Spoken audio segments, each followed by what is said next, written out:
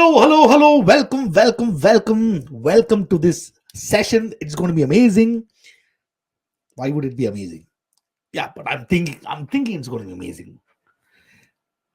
In my mailbox and the comment, and also in the groups that I'm a part of, I see this question about time management or issue with managing time cropping up a lot and worrying many of you. So I thought that I will address this thing about time management. Hopefully, by the end of this session, you would have a clear understanding as to what is that you have to do to handle this issue of time management if at all you're facing that as an issue. Okay, so let's get started, ladies and gentlemen, with the session. And I have a lot of questions first.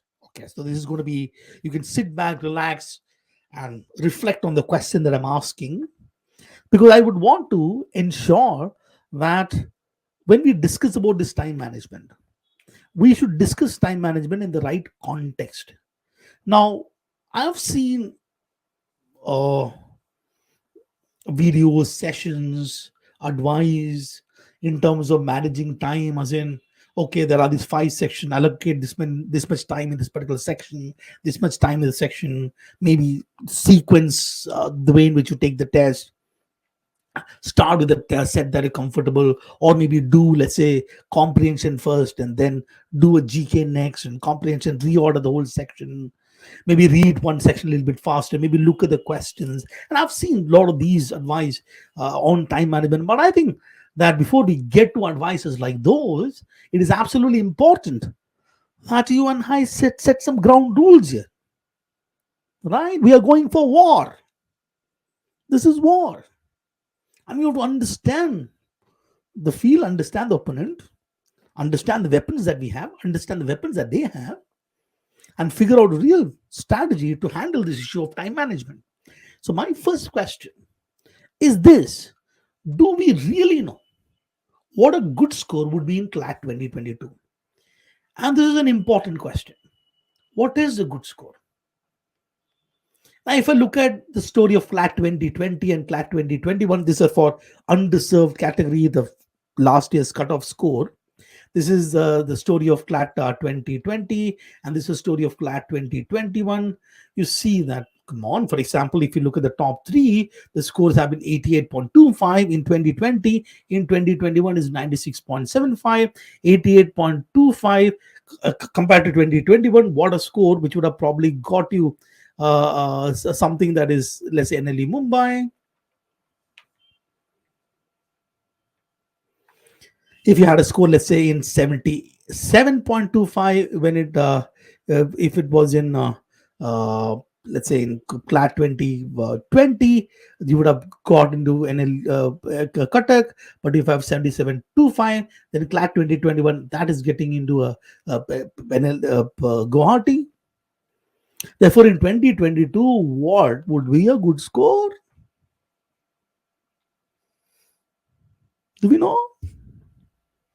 I mean, let me tell you why this question is very important. Because let's assume that I'm entering the CLAT test venue. And in my mind, I have kept a target score. Let's assume that my target score, basically made an assumption that, look, this is the graph in 2020, this is a graph in 2021, probably the graph in 2022 will go something like that. So maybe for me to look at the top three, maybe I should look at a score which is about 110. I decided before entering the test room, I decided that a good score is 110. Therefore, in my mind, I said that if I have to get 110, I should attempt at least 110. Then you know my accuracy is like, so maybe I should attempt 130, 140 questions. Or I have decided this is a good score before I entered the room. And in my mind, instead of focusing on the questions on the screen, now I'm worried about this attempt. Has it not happened in the mock test? In the previous 3-4 mock test, your score has been, let's say, in the 100. In the previous 3 more mock tests, it has gone to 90. The next mock test taken, before you enter, before you start the mock test, you're worrying, I have to cross 100 again. I have to. So instead of worrying about the questions on you have on the test paper, instead of worrying about reading those passages, now your mind is worried about a target score that you have kept, which has no meaning whatsoever because you never know what a good score is. Now, how do you know what a good score is? The cutoff score is something that is calculated after the results are out. After they calculate the score, then they figure out that's a good score. How will we ever get to know what a good score is? The first thing, ladies and gentlemen, is that when you are entering, when you are walking towards your test center in the room, in your mind, there are no good scores. Instead, what you have in your mind is whatever my score, whatever the score that I'm going to get, that is going to be a good score. Yeah, I got 85, good score. Why? Because the paper was tough. Okay, 85 is good score. Whatever is a score that you will get is a good score. So the rule number one, ladies and gentlemen, is before entering the test venue, in your mind, don't keep any target. Sounds weird, but that's how it is. You can have a rough idea. I mean, you can't go inside that I'm going to score 20, 20. No, you can't do that, of course. It will be probably very close to something like 100, mostly, likely, 90 and above, likely. But even then, I'm not going to keep a target in my mind when I'm going to enter the test venue. Question number two. Do we really know which section would be easy in CLAT 2022? Now I've looked at, so there are, each section could be easy, medium, or difficult. Maybe the paper has got a easy English section, a medium legal section, let's say easy logic section, a difficult quant section, and a medium this. This could be the paper. Who knows? Maybe the paper is that everything was very easy. Easy, easy, easy, easy, easy. Maybe it can even be the logic section was medium, the legal section was difficult, and English was medium, and quant was easy, GK was easy. How do I know? How do I know? For example, ladies and gentlemen, look, there are three possibilities in English, three possibilities, three possibility, three possibility, three possibility. The total number of possible combination would be 3 to the power of 5, which I think is 243. 81 times 3. There are 243 combination of a level of difficulty of the paper when it comes to individual section level of difficulty. Which one is going to be? Do I know today? I mean, it's so easy to create a difficult GK paper. Give all sort of obscure general awareness question. It's quite possible to give a quantitative difficult question.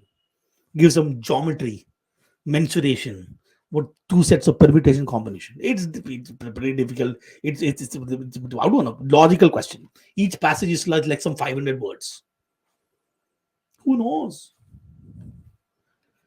Therefore, when you're entering the test venue, when you're thinking of creating a strategy, saying that, look, I you know what, I want to get at least this much score from English, at least this much for legal, at least this much for logic, at least this much in quantity, at least this much GK. Can we know for sure that is actually possible?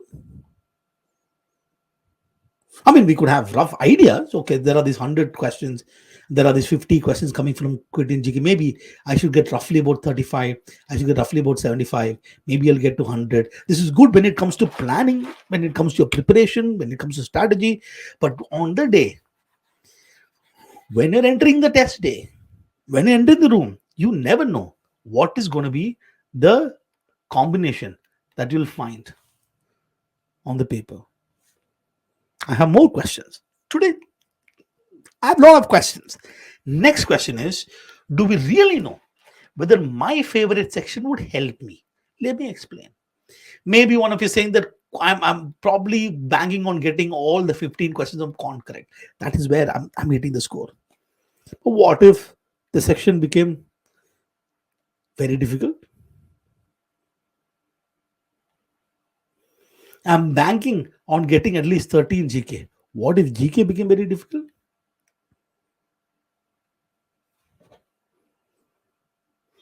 What does it even a favorite section even mean?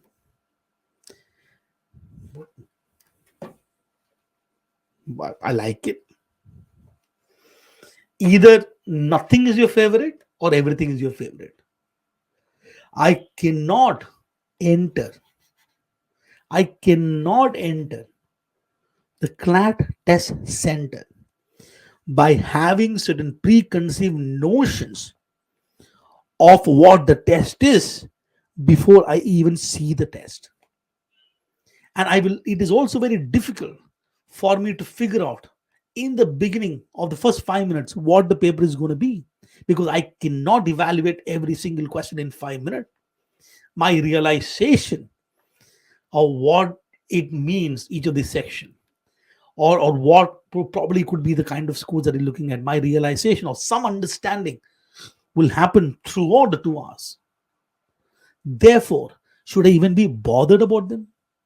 Should I even worry about them? Should I even look at saying that, look, my attempt is low, or maybe this and maybe that? Should I even worry about them?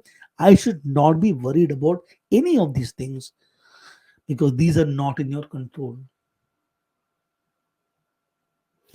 When you think about managing time, I want to spend the 120 minutes solely on getting as many questions I can get correct.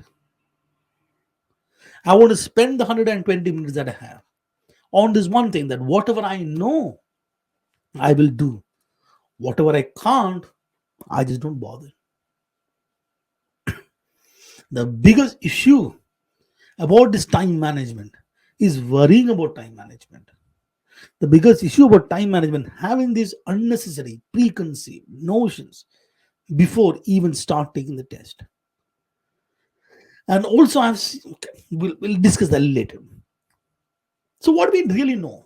I have more questions. So, sorry, I've got a lot of questions. Do we really know what kind of questions would be there in CLAT 2022? Yes, that we know. Really. What has a consortium told us? Maximum marks 150. Okay. Duration of the test 2 hours. Multiple choice questions, 150 questions, 1 mark each. 0.25 marks. There are going to be 5 subject areas with weightage. The weightage is 28 to 32. They're not even saying exactly how many questions. We are assuming this is going to be 30, this is going to be 35, this is going to be 40, this is going to be 30, this is going to be 15. That is what we are assuming. It's not even that.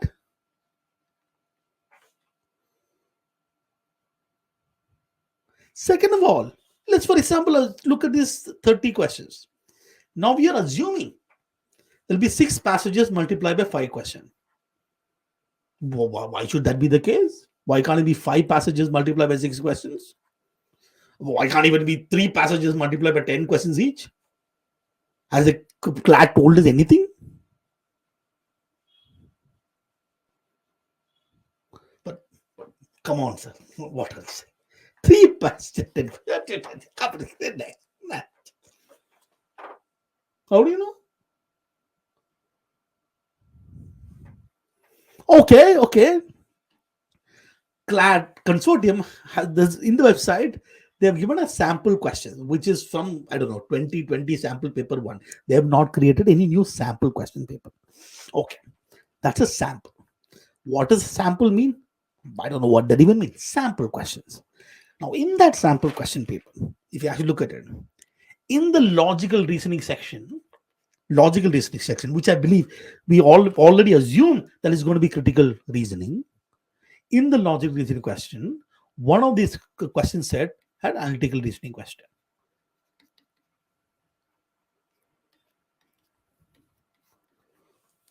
In the sample paper that they gave. Now, we have not seen analytical listening questions in CLAT 2020 or CLAT 2021, but can you be absolutely sure that the CLAT 2022 paper will not have analytical reasoning?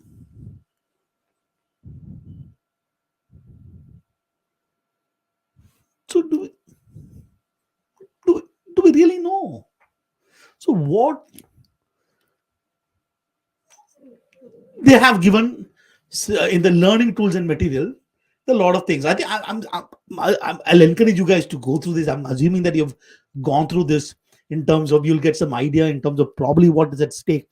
It is given that how to approach questions and illustration questions. That they have said that current affair is going to be recent. How recent it is, God only knows. They have given some illustration question sets. So we are basically looking at our understanding of the CLAT is from the CLAT 2020 paper, CLAT 2021 paper, and all the mock tests that we have taken. But in reality, what CLAT 2022 is going to be, nobody knows. So, what are the only thing that we know? The only thing that we know is you're going to be given 120 minutes to solve 150 questions. That is what probably 5 sections. That's all we know. We have got a reasonable understanding bet in terms of what would be the type of question that will come in each of these areas. That we know. But we really don't know. Stuff like what is a target score, what is a good score, whether it's going to be easy, medium, or difficult, which section is going to help me. None of them we know. So think about this, ladies and gentlemen, as a base when we look at managing time. Because if you have decided, pre-decided, imagine this, you are pre-decided in my mind that I should get more than 110 marks. I have pre-decided. Turns out the paper is difficult. Now, probably let's say that a score of 85 would have been enough to get into LLSIU Bangalore. Let's assume that's a scenario. Probably very difficult scenario to happen, but let's assume that's a scenario. And in your mind, you have kept a target of 110. You go and start taking the paper with this is in mind. You are getting the information. This is stuff, but you have this in your mind, and you're going to mess up your time management. Not because of anything, but because of preconceived decision that you created in your mind before taking the test. And this was what back I don't know, it was CLAT 2014, I believe, the one that was conducted by, I think, Lucknow back then. On that paper, 2014, I'm thinking it's 2014. Yes, it's 2014. That paper, in the math section, there was one question which asked, what is the last 2 digits of 7 to the power of 2008? Last 2 digit of 7 to the power of 2008 is a question that the CLAT asked to future lawyers. I remember that this paper, the cutoff crashed down. And there were a lot of people who had been scoring very high. Some of them saw this paper and panicked and said, I'm not getting my marks, I'm not getting by, and messed it up because they had this preconceived notion. So the first thing, ladies and gentlemen, is that only thing that we know is that we are given 150 questions. We are given 120 minutes. That's all we know. Target, blank. Minimum attempt, the plan of, no. This is what we know. Okay. Now let's answer this question. How many sections are there in the CLAT? Now, it's a stupid question to ask. What do you mean? How many sections are there in the CLAT? Gejo sir, what nonsense is it? Are we wasting our time? What is going on? Wait a minute. How many sections are there? 5 sections. Sir, 5. English, logic, legal, GK, QT. Really? Really? What does this section even mean? What does it even mean? Because when you say 5 section, we suddenly decided I have to complete this section, only then I will move to the next section. And what does complete the section means? I have to look at all the passages. Time is running out. But let's Take a moment and ask yourself, what does this section even mean? Question number one: is there sectional time limit? Let's say, for example, LSAT India has got 4 sections. Each section you're given 35 minutes. Therefore, calling section 1, section 2, section 3, section 4 makes sense. Is there any sectional time limit?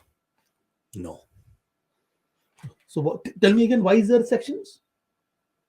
Okay. Question number 2: is there a minimum sectional cutoff? That you have to achieve a minimum score in English section, minimum score in logic section, minimum legal, minimum GK, minimum QT. Is it there? No. So why is there a section? What does section mean? But sir, if two people's scores are the same, then they will check legal section score. Assume that the rank 10 and rank 11 score are the same.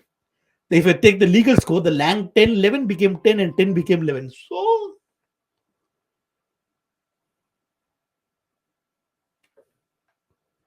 it will only make difference. For example, this school NLU 1 and NLU 2. If the last kid here and the first kid here, their scores are same, and then they check the legal score, only they'll make a difference. But that the probability is so low. So coming back, why is there sections? What they have done, of course, is a similar type of question has been grouped together and called a section. A similar type of question has been grouped together and called a section. A similar type of questions are grouped together and called a section. That's all that means. You don't have to handle, but you're not forced to allocate specific time for any of the section. You're not forced to get minimum marks for any of the section. So technically speaking, ladies and gentlemen, CLAT has got one section with 150 questions. This whole point about thinking about sections, and I want to complete a section, then only I'll move to the next section. I'll have to do this section, then I'll move to the next section. I'll move to the section, is bungling up your time management issue. If, let's say, all the so-called sections are easy, then things will be fine. You will finish the section in time. Let's say you allocated, let's say, 25 minutes here, 25 minutes here, I don't know, 25 minutes, let's say 35 minutes here, whatever you allocated sometime, 10 minutes here, whatever, 15 minutes here. So if, let's say, that if it's easy, then you'll finish it off, you'll go to the next section, finish it off, go to the next section, finish it off, go to the next section, finish it off, go to the next, whichever order. What if, let's say, one section becomes slightly difficult, and they said this 25 minutes is not happening, this is probably going to go 30-35 minutes, but then you are stuck there because for some reason you have decided, I have to finish the section. Your marks are coming from questions. Now this is how you should look at the paper. What that also means is that we then go micro. Let's for example zoom in a little bit here. We have called this a passage number 1, and then we enter a passage number 2. Same issue. We believe that if I read passage number 1, I should answer every single question, otherwise passage number 1 will feel bad. Then only I'm going to move to this passage number 2. Is there an extra mark for passage number 1, or is there an extra mark for question number 3 than question number 5? Does a more difficult question carry more marks than the less difficult question? No, every question is the same. Turns out, let's say that the question number 3 is difficult, question number 4 is medium, and question number 5, 1, 2, and 3 are easy. I should obviously mark this. I read the answer choice, I'm getting confused, I should just ditch this question. I read this, I'm just maybe I'll make a bet, I'll come back, probably I'll leave it for the time being, I'll move to the next question, I'm moving on to the next passage. And I'll obviously, before handling the question, I have to go to the passage, handle this passage, and evaluate each question independently. That's how we move. Therefore, ladies and gentlemen, CLAT has got one section with 150 questions. CLAT has one section with 150 questions. I'm going to answer all the questions. that I can manage. I'm going to just skip the question that I can't. That is managing time. That's it. Seven. It is all about how many marks per minute. Marks per minute. My job, ladies and gentlemen, in the paper is that in 121 minutes, I should mark whatever I could in this paper and hopefully get those answers correct. Whatever I'm doing in every single minute is to achieve the objective of ensuring that my OMR sheet is marked. Obviously, not randomly, with a reasonable certainty or surety of that answer choice B is answer to question number 4. Whatever is the activity that I'm doing, every minute should be for the sole purpose of is getting marks. And that's the way you should look at it. Think about this. Let's say I've got GK section. I've got a passage in the GK section. Should I read the passage? Does it help me in getting more marks per minute? No, it doesn't. Then skip it. I've got a legal, let's say English or critical reading section, or let's say reading comprehension passage. Should I read the passage fast? Reading the passage faster than your pace of comprehension, will it help in getting marks per minute? No, because you're going to get confused. You should be worried about the thing that you can in control and adding marks per minute.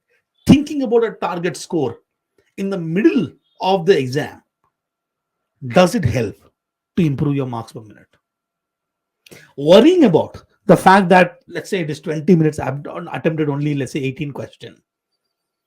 That worry, does it improve or do anything to get more marks per minute? No. You're looking at an answer choice, A, B, C, D. You eliminated 2 answer choices, B and D. You're confused with A and D. You're now thinking here, A, D, what to do, what should I mark? Let me go read. Does that evaluation improve your marks per minute? Would it be better if I skip that and start reading the next passage? Because that reading the next passage is going to improve my marks per minute and not sitting and evaluating 2 answer choices that I got confused. Everything, the managing time is about managing myself, my mind, and put the focus on the fact that CLAT is about individual questions. That's about it. We can, of course, look at some rough time. Maybe you can say that look at 6 passages.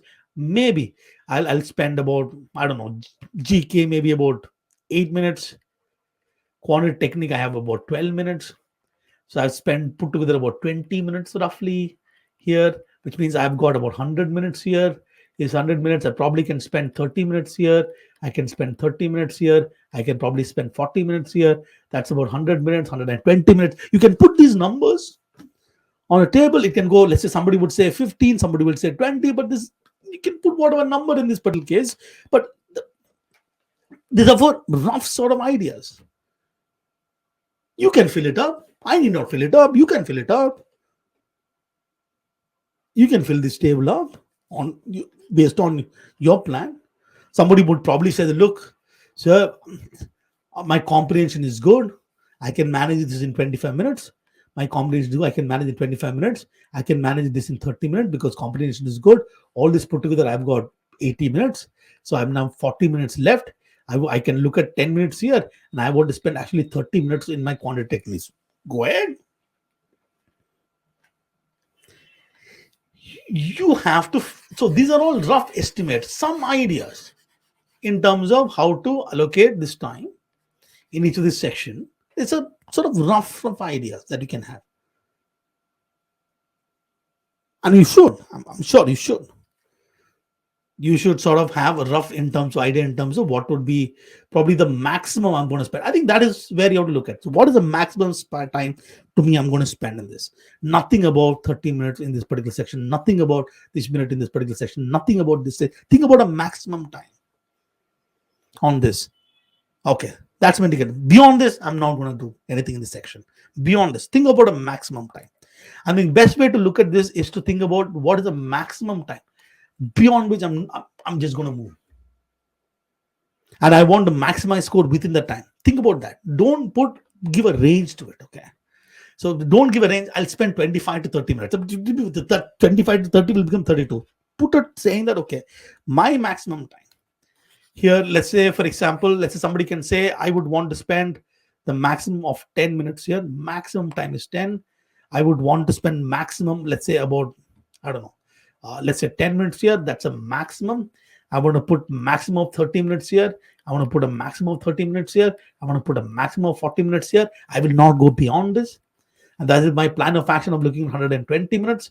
And if I can knock off less in less than 30 minutes, manageable, but that's a maximum I can do. Put a thing. Okay, so I've got, I'm going to have one particular sequence every single time. I know my watch. When I'm taking the mock test today, I will change my dial to put the exact time of the CLAT start time, because I want to be comfortable visually with the time. So when I'm taking my mock test from today, my watch will not be what the time here. My watch will be at the time set or the time of the CLAT. So I can look at my watch and be comfortable with where I am with respect to the time. I'm going to wear the same watch. That's what you have to look at it when you look at this allotment of time. And there are a lot of things that I should avoid. The hindrance to the problem are the speed breakers. Speed breakers are those questions which is where you got confused with options. 1, 2, 3, 4, 5 questions. Easy, difficult. I'm guaranteeing that the moment these 4 questions are easy in that one particular passage, you will also assume that I have to nail this 5th question. But those are speed breakers. Just skip it. Jump. Boing. I think this will be a long analogy. How can I jump over a speed breaker? Avoid it. Handle it. Don't crash into it and tumble over. Just go slow and move ahead. Do the evaluation. Not happening, just move ahead. Don't get stuck here in questions. Number 2, ego. I am a stud in legal. Stud. How can this passage? How can this? I have done contract. Like, I know this. I know. How can this passage? We forget there's a CLAT. We forget about National Law University. We finally decided I'm going to pick fight for this question. Why?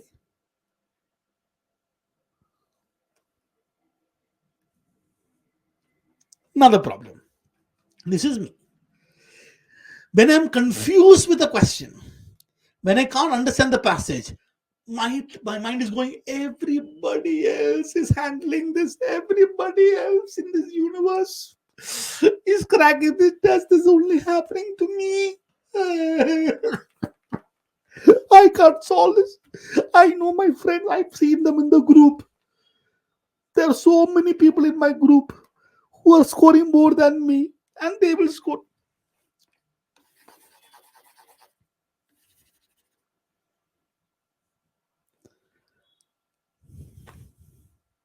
Everybody. If it's a difficult question, it's going to be difficult for all. Your focus should not be on, there's nobody else here. You have the song, there's nobody else here, just you and me. That's what. You and the question paper. There's nobody else here. Don't worry about what happens to others. Useless waste of time.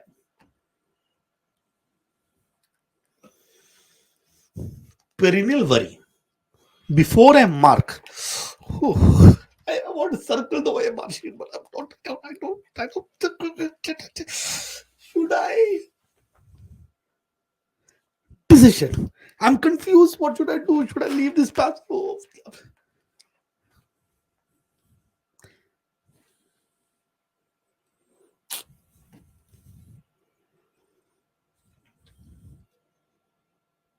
this rigid. This is what I have this plan. This is what I'm gonna do. The question is tough. No, no. I have to. I know quant is my strength area. I'm gonna solve this. But this question is tough. Why you skip it? No, I'll not skip it. I have a plan. I'm not gonna change at all. I'm rigid. But I will do exactly how I did in the last mock. Exactly.